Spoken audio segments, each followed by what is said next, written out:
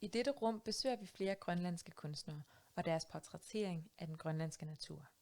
Det er ikke nødvendigvis en romantisk afbildning eller en realistisk kopi af mødet med havet, fjellene og dyrene, men en skiftevis sanselig, taktil og til tider detaljeret tilgang til naturen.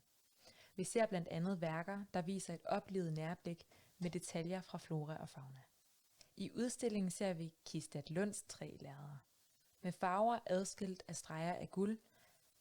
Her er det som om hun har taget alle fjelds farvenuancer og opdelt dem i hvert sit felt. Naturen opleves som både kunstig og genkendelig.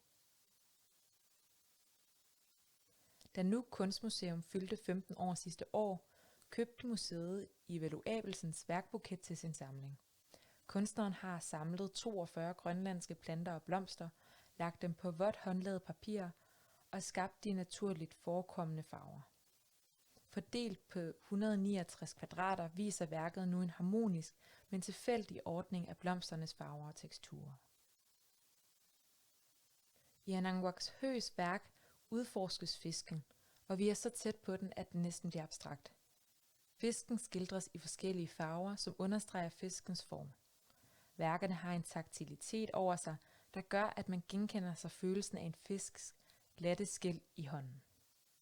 Også Lisa Lynge Hesseldals værk, Rullesten fra 2002, er et detaljesygt studie.